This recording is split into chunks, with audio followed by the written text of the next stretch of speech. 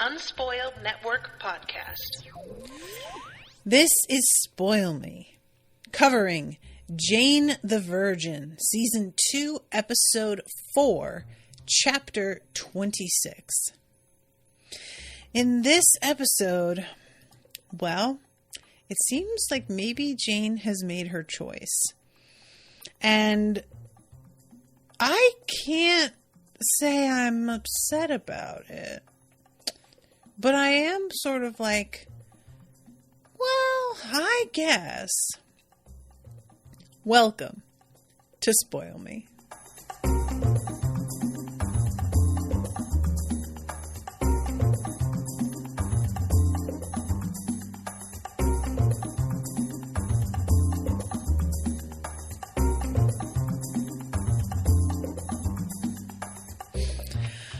Welcome to the show, everyone. I am Natasha. Thank you very much to Claire for commissioning this episode. What's up, Claire, if you're out there? So I'm going to start at the beginning and actually do that the way that I claim I will every time, but then do not always do. So we start off with a flashback, as we always do, with Jane, and it's a pretty great little scene. She is going through life, following all of the rules and obviously embodying the good girl. And then we have her on stage at the St. Tristan's Elementary School talent show. And she is doing what seems to be an extremely sedate performance with her friend. What is her friend's name? Lena. And they're wearing these sort of puff-sleeved country style little dresses, side to side stepping while they sing, and it's really boring. And then all of a sudden the music changes and they yank off their dresses and they are in tank tops and shorts pulled over leggings. It's really funny because this is the tamest type of outfit you could choose. This outfit to me embodies what somebody who thought they were dressing hip-hop-ish in 1992 would probably choose. And it's just the art on the tank tops is supposed to be sort of graffiti-ish. And what they are dancing to is Hot in Here. And you guys, I know that not R. Kelly, although him too, but I know 50 Cent is not a good person. But some songs are just bangers and they just are. And this is one that it just kind of always gets me every single time. And I love that the camera goes to Xiomara in the audience, and she is definitely super into this. She was proud of her daughter in the first place, even though obviously she was bored by the performance, but now she's actually into it. And next to her, her mother is just staring at the ceiling oh God, oh Jesus, please help us. And we find out that this was the first mark on Jane's record, I guess, in terms of her behavior. It was the first time that she didn't get a positive score. But this caused her to suddenly develop this friendship with Lena, and we jump to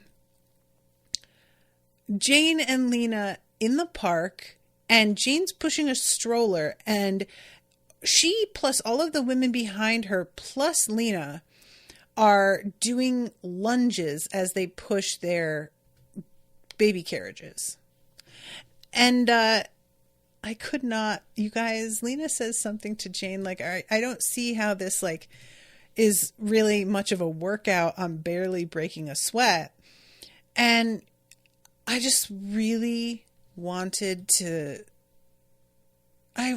be somebody who can do lunges without breaking a sweat, you guys. I just want to be that person. I'm just so not. Like, I get it. Lena's in good shape. Of course, just doing a few lunges isn't going to do the job. But it just really threw things into perspective for me, where I had to run across the street because Pippin just darted out the door and sprinted to some kids that were playing across the street. A car could have driven by, like, he could have been killed. And I was freaking out, and I'm running after him, and I had to pick him up and carry him back home because I didn't have a leash, and he was not going to follow me. And by the time I got home, I was like gasping because I had sprinted across the street, and then I carried this 60-pound dog over my shoulder. Oh my God, I was so angry. And I was so exhausted. I was pouring sweat. I had to sit and like gasp for like a full minute. Is bad. A girl is out of shape. I'd love to when the woman who's like running this little thing mentions, if you were going to do squats and if you've been having problems with peeing your pants, you may want to sit this one out. And I love Jane saying, no, don't want to brag, but I've stopped peeing my pants as of yesterday. You guys, I just really think that we need to talk about this, and I'm going to talk about it, but I'm not totally sure if the show is ever going to address this. Jane is dealing with a postpartum body, and that is a serious thing. We act as if in modern times having a baby is sort of just something that we do without qualm, and there are never problems, and it fucks your body up very seriously and sometimes very permanently. Alters so much about the way various parts of your body function, alters your hormones. It can just do all kinds of things to you. And we really don't treat this with the respect it deserves, which is not surprising because women's healthcare in general has never been treated with the respect it deserves. I actually recently stopped taking birth control because I found out that birth control had originally been created for men to take. And they didn't give it to men because men complained too much about the side effects. So they decided to give it to women instead because, and I quote, what I'm quoting here is from a paper of the era. Women do not demand as high a quality of life. I read this and I just sort of stopped and went, oh my God. We don't. Because we go through this hell having children, and we know, well, maybe this pill wreaks havoc on me, but it's better than getting pregnant. And men don't have that consequence to cope with. So they aren't willing to consider the pill. And I just was like, you know what? I'm not doing this anymore. I found out that like somewhere's around 60% of girls at the age of 14 who started taking birth control pills, which is when I started, 60% of women develop depression later in life that like after starting the pill. Higher than people who don't. Like 60%, that's insane. That's insane. And we're just like, yeah, well, you know. Anyway, this all comes down to, for me, that Jane still, guys, is a virgin. She's still never had sex. And I said this way back, but I really am wanting to like hammer it home here. She has gone through a huge trauma in giving birth. And she still hasn't even had sex. And I hate this for her so much. Like, you are going to have to go through the experience of pissing your pants because of birth before you get to just, like, have a dick? Really? Is that justice? I fucking hate this for her so much. I really, really do. Like, giving birth and the way that you heal can hugely affect sex. And she will never know what it was like before. She won't have anything to compare it to, which maybe is for the best. Like, it's just like, this is a nightmare to me. Like, I hate this. I hate this scenario so much. I love too, the lady who's running this whole thing says to Lena, "You look amazing. What's your secret?" And Lena just says, "Birth control." Oh my God. She's trying to squat, but she can barely do it in this dress. So what's happening here? I'm going to just sort of like cut to the chase with this whole plot line. Lena, did as much as she could for Jane while Jane was pregnant. She threw her that huge involved baby shower that took a ton of planning. And what Jane said at the time was that, okay, well, I'll owe you and I'll throw your birthday party and it's going to be the best party ever. So, of course, with everything, Jane has forgotten about the party until Lena mentions it here. She's first trying to talk about this guy, Nathan, that she's seeing who's Snapchatting her. And they keep getting interrupted by Mateo, who's crying. And Jane is attempting to have the conversation with Lena and deal with Mateo. Now, this is the kind of thing that's really, really tough because I understand, on the one hand, how it would feel for your friend that's always like been available and able to support you and fully be present. I understand how hard it must be for that person to be gone. But I can't help but get frustrated with Lena in this episode. I want so much to like to find out, empirically speaking, if I am just too understanding, I guess, if that's the word I want. But look, I took in puppies. So this is always my frame of reference in dealing with a kid. Don't have a kid. I have puppies. Now I have the one. So that's all I know. That's all I can compare it to. But it changed everything about how I live my life. And they're puppies. They're not an infant child. My body hasn't changed as a result of them, except maybe gaining weight from eating a lot of junk because I was too exhausted to cook. Excuse me, need some water there. I got something in my throat. But I know very, very well the phenomenon of something new in your life that takes over completely. And Jane talks throughout this episode about how everything she does revolves around Mateo. And there's a point at which she's supposed to be sitting down and writing a paper, and she's like writing a care list for Mateo, that kind of thing.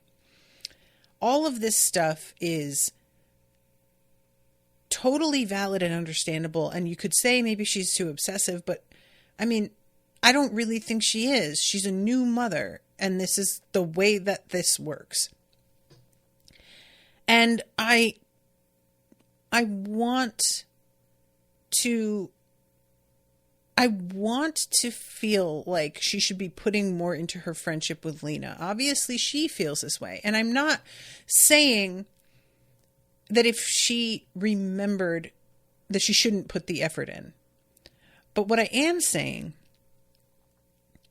is that Lena gets really upset with Jane, and Jane says, "I didn't want you to think you weren't important," later on when it's made clear that this party is not going to go down the way she wanted.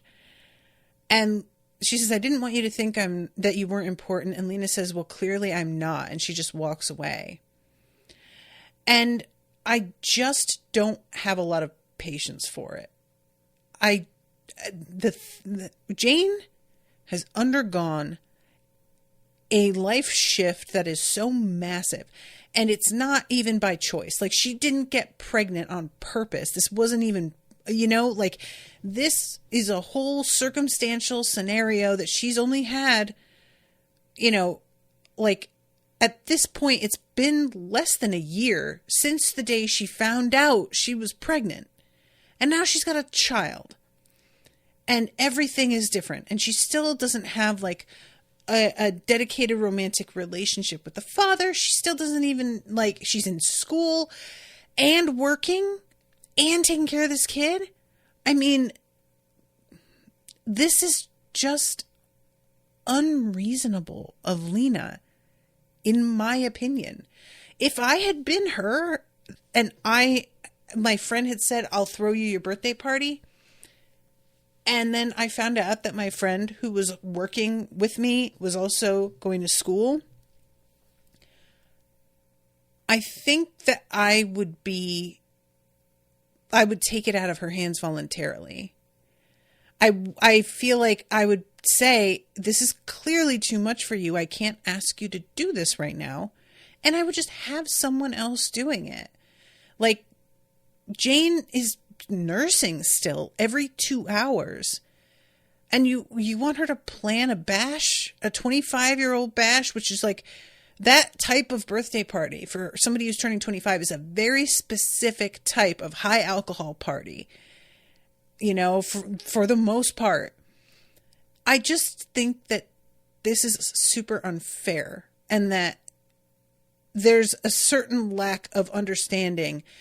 And even in this scene where, like, she's trying to talk to Jane, I can't see myself stopping and being like, wait, were you talking to him or me? Like, it felt like she was just trying to guilt Jane. I don't know. It just bothered me, the whole way that she reacted.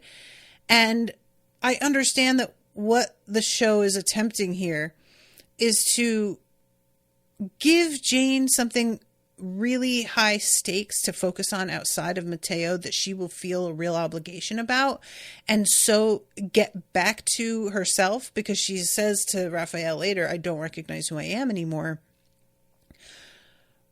I get that, but I feel like the way it was done, because Lena isn't in a lot of episodes, whenever she pops up, she's here because she's going to be an issue. And that's a disservice to her character in the long run, because now Rowan is in the chat saying, I want to like Lena and I want her to be a whole character because Jane deserves to have a female friend, but I just don't. That's exactly it. Lena isn't a full character. She is always here to be an issue in one way or another, whether it's because she's pushing Jane to do something that she doesn't really want to do, but might be best for her to have just some fun and loosen up, or something like this where Jane feels a sort of obligation, or what was it? She was dating Michael's brother, that weird plot that sort of wound up not going many places. Lena isn't involved enough for me to care about her birthday and Jane not letting her down. So they need to either sort of like drop this and stop calling her Jane's bestie, when frankly, I see no evidence of that. It's just not in the script. Either you call somebody immediately when a thing happens and talk to them and text them immediately, or they are somebody who finds out about stuff eventually. And in my opinion, someone only counts as your best friend if the moment something goes down, you're like, I have to text them. And that isn't the vibe that I get with Lena. So every time that she's mentioned and we're reminded how long her and Jane have known each other, I have to sort of rearrange my brain and be like, oh, right, they're trying to make this a thing. It's not working. And I don't know. I think that maybe part of it is that Jane's so close with her mother that Shamara is able to be Jane's friend in a lot of the scenes that somebody like Lena would normally occupy. But because her mother is so young and so supportive and open, Lena hasn't ever had a spot to step into, really, because Shamara is always there, which I don't have a problem with. I just don't think that, like, let's say here, it was Shamara whose birthday was coming. Shamara who had thrown the baby shower, and Jane really wanted to make her happy. I'm not saying that I would prefer this plotline. I'm just saying, for example, if you think of it that way, how much more invested would you be in Jane's trying to throw together a party? Because you like Shamara and you care. Now, it wouldn't really work because you would know Shamara understands better than anybody that Jane is not going to be able to focus on that. And Shamara, it wouldn't come as a surprise because Alba would tell Jane and remind her long before, so that this wouldn't work. But I'm just trying to give an example of somebody else who we have grown to really care about, that it would bother us if Jane let them down more. And Lena, it always feels like they only use her as a plot device and she isn't a full person. All I know about her is that she's supposed to be kind of a good time girl. And that's literally it. You know, she's the one who was sexually experienced and is a little bit more like outgoing and less interested in following rules than Jane. And that's all I know about her. And that's not enough for me to really care. And in a lot of ways, she kind of feels like the background character that pops up doing something really wacky, but who ultimately doesn't factor into anything. So whenever she's a major part of an episode, it just doesn't work. And I don't know if it's definitely the script not putting her in enough, but I also feel like maybe this actress isn't quite up to it. I don't know what it is. But anyway, so all this, like, for me, it was really tough because I felt so little investment in how this turned out. I felt so impatient for Lena. Like, I really felt as if it should have been obvious. She says something to Jane here about how we'll catch up on Friday. I can't keep showing up everywhere dressed like this. And Jane doesn't know what she means, and then realizes that every time that she has invited Lena out, Lena has thought, oh, maybe this is the surprise party she's been saying she would throw me. And so she keeps, like, you know, getting dressed up, but for nothing. And if I were Lena, and I am genuinely, like, friends with this woman who is going through hell, her infant son was, like, kidnapped, Lena. You know what I'm saying? I just think I would recuse myself and be like, I will deal with my own birthday. It's fine. So I just didn't feel this plot. And I wanted to care more because it would have been sort of interesting if Jane had managed to sort of throw something together. But instead they do sort of an odd thing where she's talking to somebody about how nobody's RSVPing because it's so last minute. And she only has gotten 13 people. And Lena overhears, and Jane has to tell her. And that's when she says, I'm not important, and walks away. And Jane goes to a nightclub, and Lena is, like, giving her the cold shoulder. And I was so fucking annoyed because, like, you know what she's been going through, and she took the time to come in here and show up for you, and you're still going to be a brat and turn your back? Like, what are you, 15? It was just so immature. None of this felt fair, and so it only makes me dislike her more. But it's not her fault. It's the writer's fault. Because if she had anything more to do in any of these episodes, this wouldn't be like the one thing I'm judging her by. And so it would be a completely different thing. You know what I'm saying? So anyway, I'm sorry, guys. I wanted to get that out because it's my least favorite part of this episode. It winds up okay. Like, she winds up listening to Jane, and Jane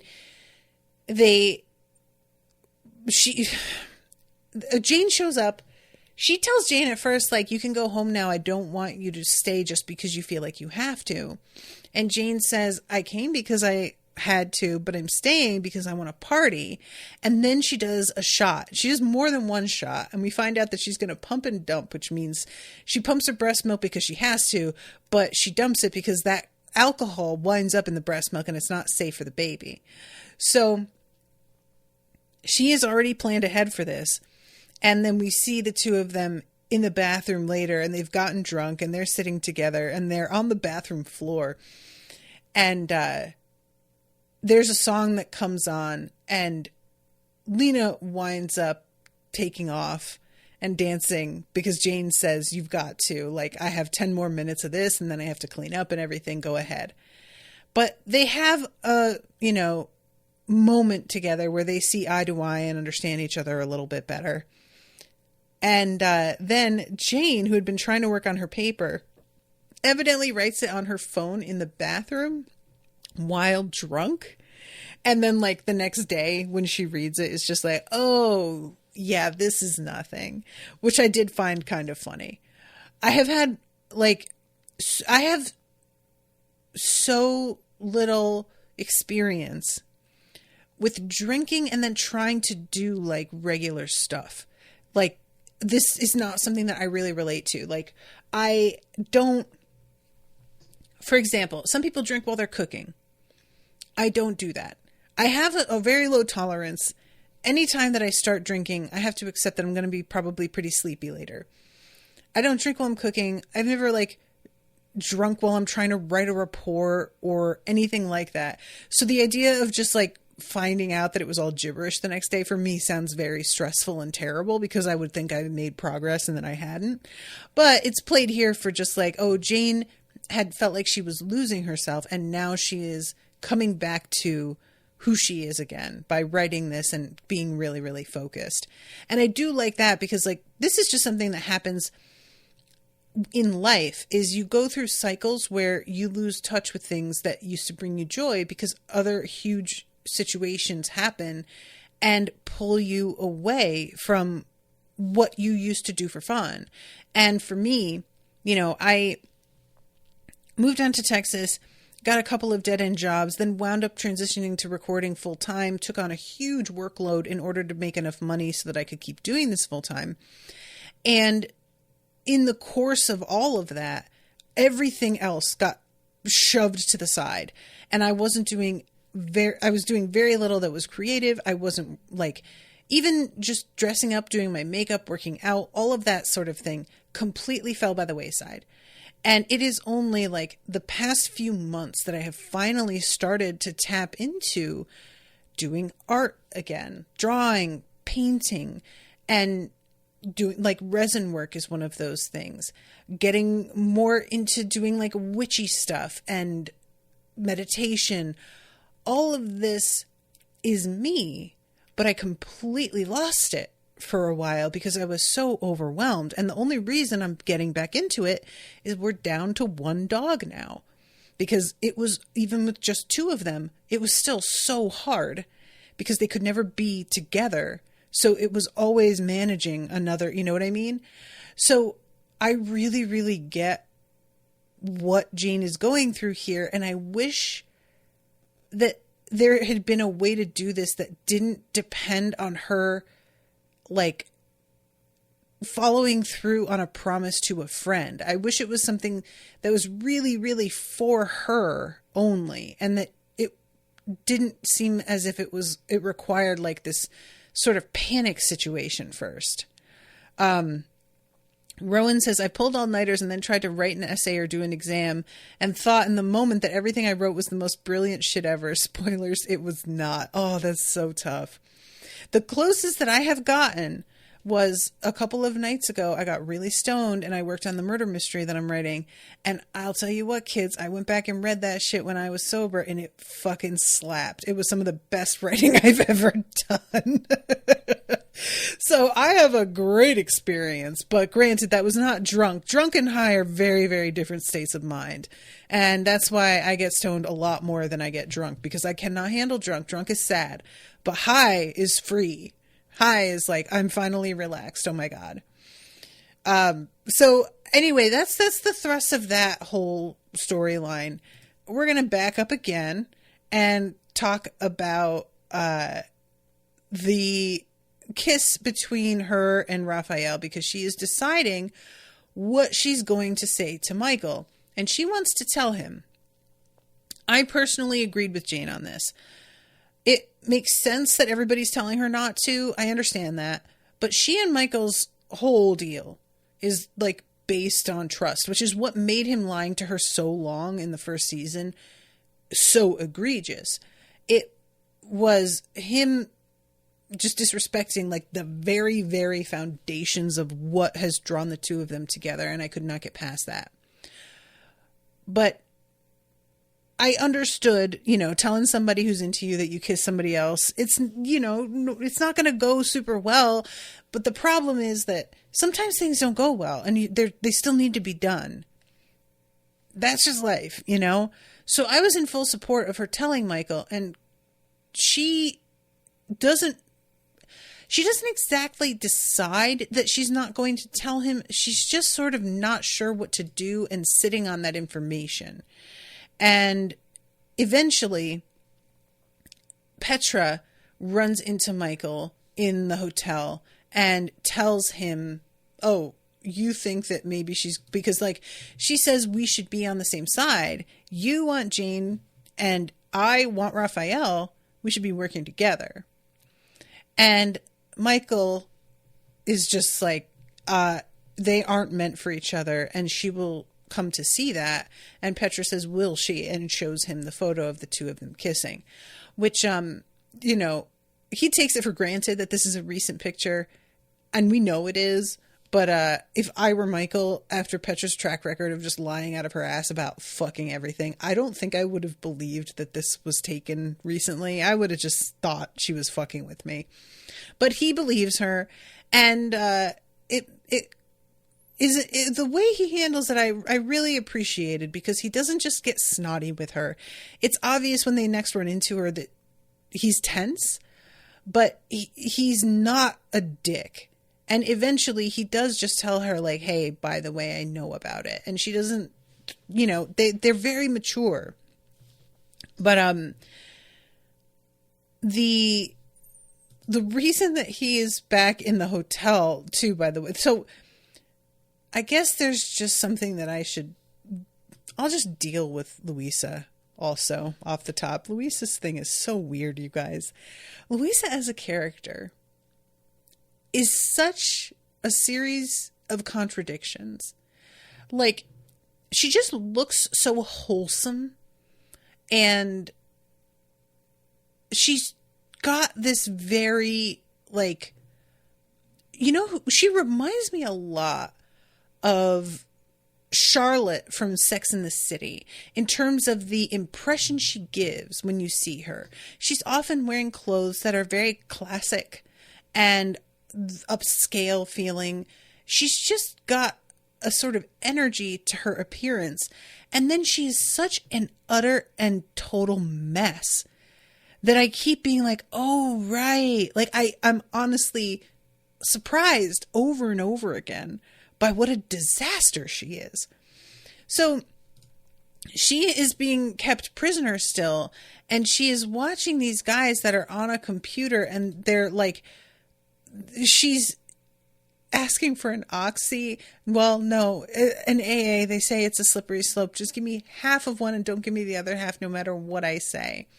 And these two guys are talking in German, and they're on this weird site, the Garden of Eden, and they're chatting with somebody named Every Rose Has Its Thorn. And they have sent a picture of her getting hit in the shin by that guy. And it says, I understand, have your image. And maybe I've got the image is the translation. So they say this in their text, not sure what this means. And then we see one of them pouring something in a rag that he puts over Rose's face. Now, I just want really quickly as an aside to mention, I have been re-listening to the Phryne Fisher book series. If you're not familiar, it's a really delightful murder mystery series with a protagonist that is like a total sex pot, really, really rich and gorgeous. It's very fun. And there is, in the last book, someone who is put under by a cloth covered in chloroform. And I found out from this, direct contact of chloroform with your skin causes really bad burns, like second-degree burns, blistering kind of burns. So if anybody out there is ever interested in knocking somebody out, I really don't recommend this method unless you pour it on like the opposite side of the fabric and they breathe it through. Don't put it directly on somebody's skin unless you're interested in sort of mangling their face, because that will happen. But it does not matter here. It's fine. I just thought I would mention it because it's like head wounds in TV and movies. I see people use chloroform like this in movies and TV constantly. I had no idea it did that. And head wounds, they can kill you. So you don't just want to bean somebody over the head and be like, oh, he'll be fine, because that's not necessarily how it's going to go. So anyway, this, the situation there leads to eventually Louisa waking up on a bench. She thinks that maybe she's like in a foreign country because they were speaking German. I guess it makes sense. But it turns out she's in Miami. And she goes back to the hotel and finds Rafael, who like, once again, did not know she was kidnapped. And so she doesn't get quite the reception that she was hoping for. But of course, Michael is there and he wants to question her because some other things have come to light, which we will get to. And then she winds up sleeping with the jodler. I had never known it was pronounced that way. Jodel? Okay. I don't hate it. So let's go over to Rafael, and this is so difficult because Rafael and Jane, he wants to be more involved in Mateo's life. And he's like, if you really don't want to be a couple, if you're serious about this, then I think we need to talk about custody, which she thinks obviously is like, there's sort of a, I think, sense of like, is he just being vindictive? But then he talks it out and I was like, oh, I see what he means. He feels like Jane is the primary caregiver to Mateo. Rafael drops in and out of his life, but isn't there constantly. And at one point, she needs a babysitter. And when she asks Rafael, he's like, oh, was your mom busy? And she's like, you should be the first person I'm thinking of when it comes to this. And I was like, oh, I see what he meant and what she means right now. Like, yeah, it makes sense that she's just going to like be like, Mom, can you watch? And because her mother is right there. Her mother is home anyway and would love to, you know, I'm sure she loves Mateo. So you do like the easiest, most convenient thing. But if the child's actual father is like the backup, that's not a great place to be. And I suddenly felt like I understood a lot better the overall situation as it's been going on and the way that Rafael is feeling about it. Because I initially was sort of like, what the fuck, dude, with this, you know? This conversation ends up getting cut short because Michael calls a couple times and is just like, guys, it's actually really important. Like, we need to have this talk. And he calls them over to the hotel and he talks about this yodeling, like this performer, that he thinks slept with Rose, and that there's whispering in the community about this affair. And we have a photo of like Rose apparently in the background of one of these competitions, and that she had slept with this girl. This is such a weird, you guys, I don't even know. This is such a roundabout thing. I don't even, like, it's sort of not, it doesn't really hold together. Jodels. I was corrected twice on the phone. Anyway, there was a big concert and she didn't make it to the final show. And he thinks that's because she was sleeping with Rose. She went by Denise back then. I don't have jurisdiction in Switzerland, but if you book Heidi here, then I can question her. This is the first new lead I've gotten. I need her on the next flight to Miami. This is pretty weak, right, guys? It's not just me. It's fine, but it's really? So Rafael agrees to book her. I can't imagine what I would think if I was staying at a resort that's like very high end and I found out they had booked a yodeler. I would be very put off, I think. But she shows up and she's got two, like, I don't know if you'd call them backup singers or what, who translate for her. And it's very fucking clear she recognizes Rose, but they try and be like, oh yeah, nope, doesn't recognize her. And Michael is just like, oh, come on. And the whole situation here culminates in that same woman missing the show that she got booked for at the hotel because she was sleeping with Luisa, which now I'm just like, lady, you got to get it together. This is the second time. That's a real mess you've got to figure out.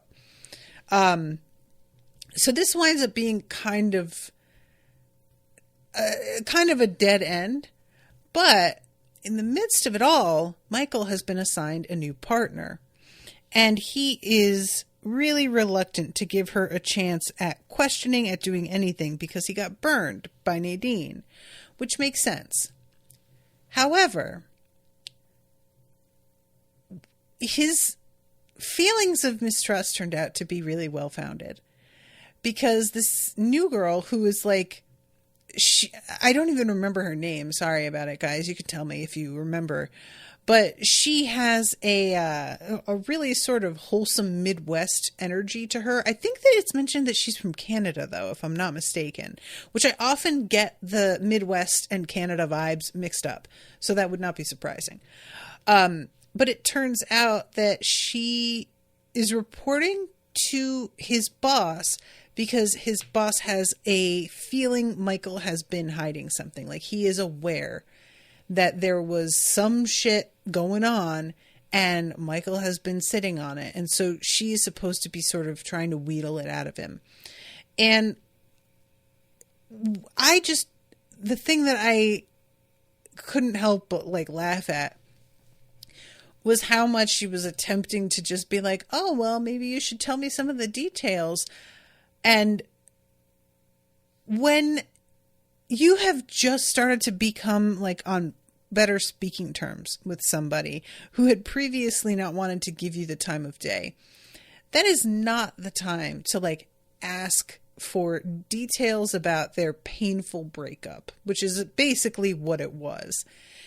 I felt like that was very unsubtle.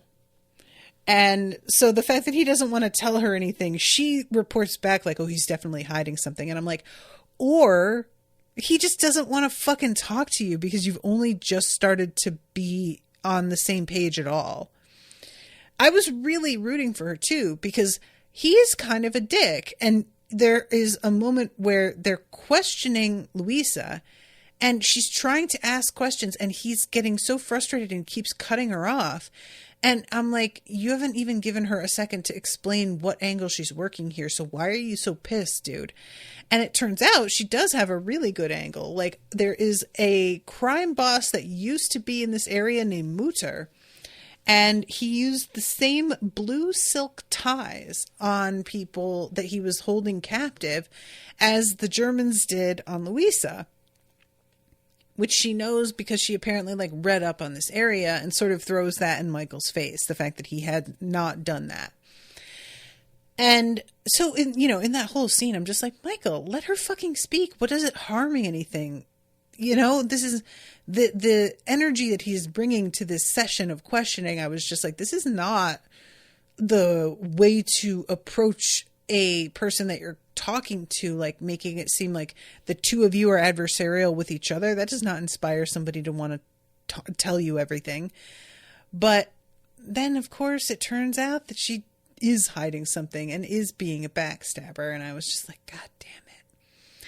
And he tells Jane about the fact that he let Nadine go while they are standing in the nursery, and they forget that there is a baby monitor that is going out into the living room. So when they notice, he realizes like he just said something that could lose him his job, and they run out there, but Rafael is on the phone and apparently has not heard anything. And you can see the red light on the baby monitor to indicate that it is not turned on. But then later, when Jane is talking to her mother about kissing Michael, she runs out there. It looks like Raphael's asleep. It looks like the baby monitor's off. But Rafael, when she turns and leaves, opens his eyes and was clearly awake. So I'm assuming that he turned the baby monitor off. I think. Or else the red light doesn't mean it's off like they thought. I don't know which of them it is. I think it's probably that he turned it off, because Jane is good about knowing something like, is it on or off, with like how a vital piece of equipment for caring for her baby would function. So I'm going to go ahead and give Jane the benefit of the doubt that she can tell it's off. And the kiss that she fell into with Michael, she was like drunk when she ran into him. He helped her get dressed because she couldn't zip her dress up. And then she runs into him at the hotel because she came to meet Rafael. She missed his text that he said that he was coming to the house to save her a trip. So she's there, runs into him, and she's glowing because she's had a night out and had some drinks and just really feeling things. And the two of them are in this moment where he finally just like goes for it and kisses her, and he like darts at her. Like, it's a really sudden thing. And it's funny because there's a button to start the snow behind them, and they back into it. So there's snow falling once again while they're kissing in front of this like fake mountain. And it later on, they both are like having a moment about what a great kiss that was.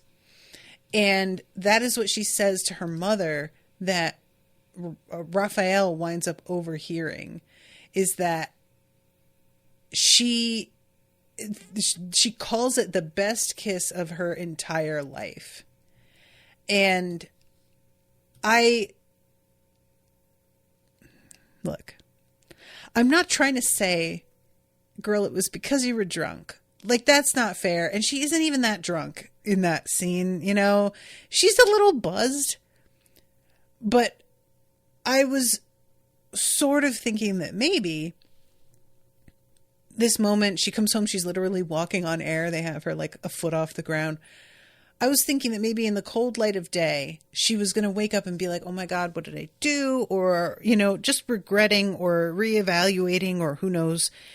But she's dead sober talking to her mother about how it was the best kiss of her life. And I was like, wow, okay. So your feelings on this have not changed since then. I'm really surprised by that. And it's not just like, this was the best kiss of my life. It was, this is the best kiss of my life. And it made me realize all of a sudden, Michael is the one. And that is a really, really big deal to come to that conclusion. I'm not saying this is the wrong way to come to that conclusion. It's as good a way as any, you know, whatever, sure. But I fully thought it was going to be another situation like she had with Rafael, where she kissed him and then sort of was like, oh God, what did I do? I was caught up in the moment. I shouldn't have, and I regret it. And it's the opposite, where it's not just, do I not regret the kiss, but now I want to be with him, which I was not thinking we were going in this direction this fast. And what I have to assume, because we have to take the telenovela part of this all into account, we got to keep the drama fresh, right? So we've got the two of them like together at first, then Rafael sort of coming between them, Michael being a fuck and ruining things, and then her finding out, split them up. She goes off with Rafael, things happen there, split them up, goes back to Michael. So this has got to be a temporary thing. And I really want to mention here, guys, I have not forgotten how our narrator very blithely mentioned that Michael dies, like at some point, and it was not brought up again. And I said at the time, like, if by the end of this season he's not dead, I'm going to be really annoyed. If Michael isn't dead by the end of season 2, I'm going to really have some shit to say. Just putting that out there. You can't drop that kind of hint and then be like, oh, but we're not doing anything with that for literally like 35 episodes. I'm so sorry, but no, absolutely not. So we'll see how that goes. But I've got my feelings on it. All that said, Rafael, like, having heard this, him and Jane had a bit of a moment this episode, because she gives him that list of things like for caring about Mateo, and then she sees it crumpled on the floor. And I was so... Did we actually see Petra crumple this up? Because Michael sees them fighting, wants to sit back and enjoy the fact that there's a rift developing between them, and then says, I bet it was Petra. She still has feelings for you and wants there to be something between the two of you. And Rafael is just like, she's so fucking insane. Like, what are we even doing? And I honestly just totally took it as a given that Rafael had crumpled that paper up. The idea that it had been Petra never entered my mind. Even as he was denying he did it, I was like, yeah, you fucking did. Like, I just was not believing him at all. And I kind of felt bad, I was like, once Michael said that, it seemed like Rafael was relieved in a genuine, like, oh, it's explained, not in a, oh, you've come up with a good excuse. And I was like, oh shit, I misjudged you. But the whole, like, the vibe between Jane and Rafael, he is trying to keep things on firm ground between the two of them. So he goes to talk to Petra about this in a really refreshingly candid scene of him just being like, look, I know that you fucking did this. I know that you still think that there's something that can happen between the two of us. But girl, it's not happening. You've got to get that through your head. And I have a child that is affected by what you're attempting. This is my son, and you're going to be having my child. And do you want to do this to our kid? Like, create this tension and drama between us? Is this what you're trying to do, and how you want things to be starting off? Like, and to her credit, Petra admits, like, I thought I knew how this was going to go. And the fact that we're not together and I'm still pregnant, I have no fucking idea what I'm doing. I'm really thinking that I made a mistake. To which Rafael is like, yeah, well, yeah, you made a mistake. And I have to say, as a viewer, I really like this, because you guys remember how I was like, what does Petra think is going to happen here when we had her trying to inseminate herself? I was just like, this can't. Like, this is not going to make her look good. This isn't going to... And they decided that they're just going to address that and have her be like, I know this was insane. I wasn't thinking clearly. Things didn't go according to plan. And now I'm stuck pregnant with no fucking idea what I'm doing. And you could have kept having Petra be like, oh, I'm the Machiavellian, like, figuring things out, and every step of the way, it's either according to plan or I can make it be according to plan, and just have her continue being really villainous. And I wouldn't have even minded that, you know, but I really like the fact that she isn't playing it that way, that we're having her admit, I might have gone too far. And now I'm stuck with this like situation being pregnant. This is a consequence that is life-changing long-term shit that I did not calculate well on. And sometimes life be like that. I like it. I think this works now. Like I'm much more into it. And I'm hoping that she is genuinely going to leave Rafael alone and out of this. I'm sure she won't, but I'm hoping. Then we have Milos ambushing her in her suite when she goes back to it. I was wondering what was going on with him. Just the other day, I was thinking about a scene that had him in it, and I was like, oh, we haven't seen Milos in a while. What's going on? And he has turned up with the friggin' yellow tulips, and this guy is so good at playing crazy. He is like just charming enough that you can see how he may have tricked her into being into him, and just controlling and bonkers enough without going to violence that you can feel the violence brewing. It's like right under the surface, you know? And he tells her, I have to marry you for legal reasons, or else you can't keep the shares in the hotel. To which she says, go ahead and take the shares back. And he's like, no, you're not getting it. I'm marrying you. And I love, he like says, we'll do it right. And he kneels in front of her and takes her hand and then says, Petra, you will marry me. And I was just like, couldn't even like throw her a bone with that one, huh? And the threat he's holding over her head is that he knows things about her past that could get her thrown in jail with her mother. So I don't know. She had talked about, you know, finding some sort of oligarch or something and tricking them into thinking this was their child. I don't know if Milos is aware she's pregnant already. Maybe she can convince him. But why would you? Like, why would you want to be with Milos, you know? So I don't think she'll go that route.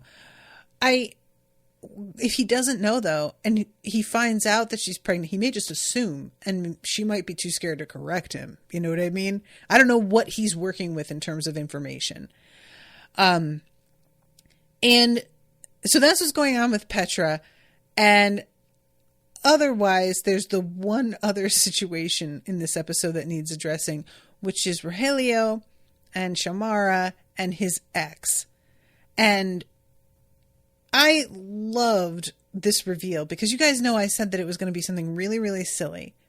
And it is something that's silly, but not like in the end, the actual material she's blackmailing him with is really legit. And this is a real thing, guys. I'm not going to get into it because I don't have a lot of time left. But this is what Scientology does, is they have these sort of confessionals and then they weaponize all of that information against you, which is why so many people do not come out publicly. I said I wasn't going to get into it. Just Google Scientology former member blackmail, and you will find an unreal number of stories with the kinds of twists and turns that feel made up. People's pets being poisoned and stuff. Like, I'm not kidding. This sort of tactic is a major like issue with Hollywood, especially with like histories of abuse with certain people and using this sort of stuff against victims. It's really, really gross and messed up. So this actually wound up being a perfect mixture of silly, because of it being like, oh, I was a Scientologist, and the ethos behind it, if you want to even call it that, being so perfect for somebody like Rogelio, who just loves himself so much, but also very serious with some of his, like, you know, darkest, most private secrets. Are they necessarily things you should be ashamed of? Maybe not. I don't know them, but it doesn't matter. They are super private and they shouldn't be out there. And then after all of this, so he tells Shamara, I think I may have to hire her because of this, and is honest with her about it. Instead of just being like, I'm so sorry, I have to hire her back, and not telling her why, which was what I was worried he was going to do. But he's straightforward with her about it. So Shamara is like, all right, well, I'm going to try and grin and bear it because I care about you and I don't want her to hurt you. So sure.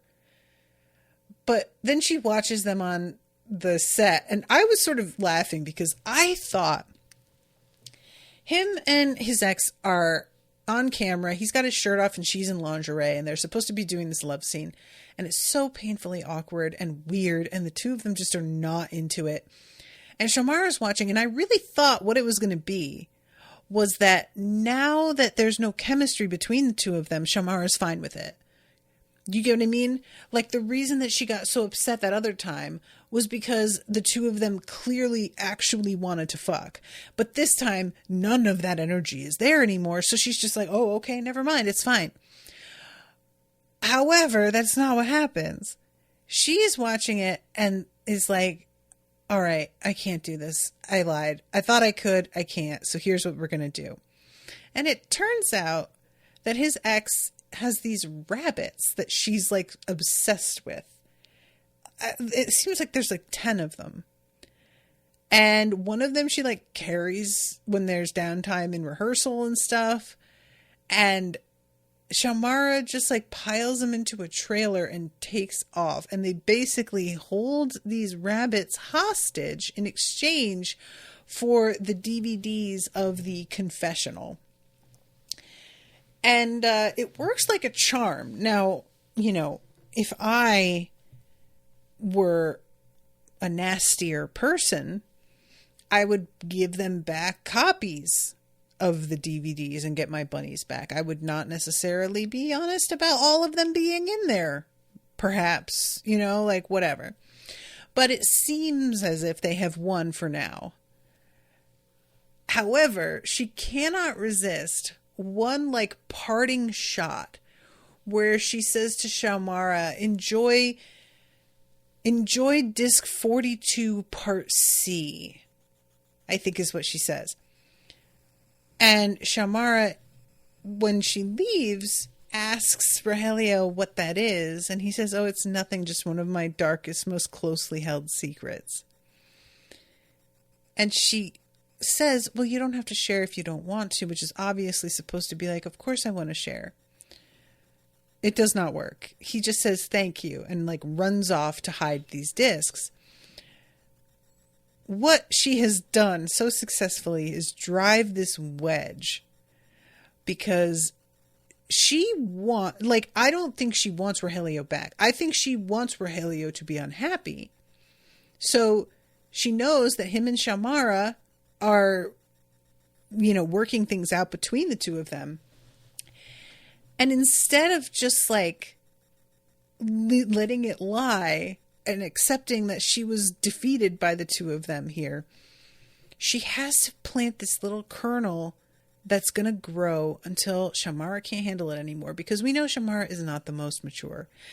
If I were like with Owen and something like this happened and somebody's like, oh, enjoy such and such on this disc, I will tell you what I would think. And that is that they were fucking with me, and I wouldn't even give it a second thought. It wouldn't prey on my mind. I wouldn't be obsessed with knowing. I would full on be like, they just said some random shit. It's nothing. I just can't emphasize enough how this kind of trick would not work on me. There are plenty of other tricks that would, so I'm not trying to pretend I'm above it all. But this is the sort of thing that's so obvious that I would roll my eyes and be like, yeah, sure, okay.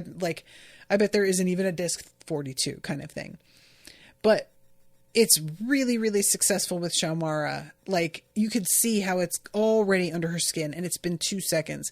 I predict next episode she watches it and he finds out, and there's a whole thing about it.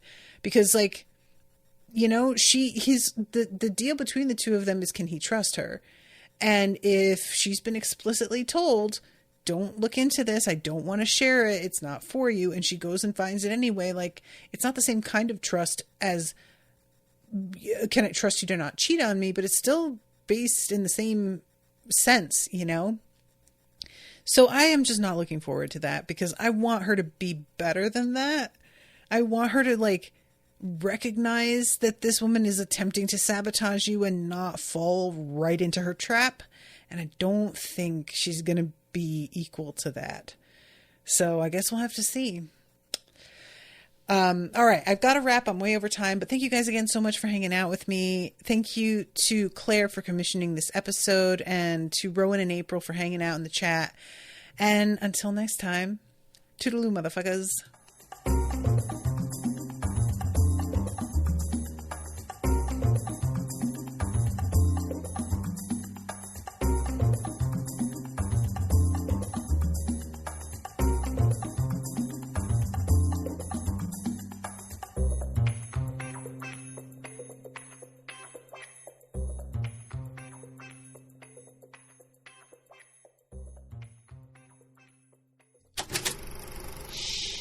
That was an Unspoiled Network podcast.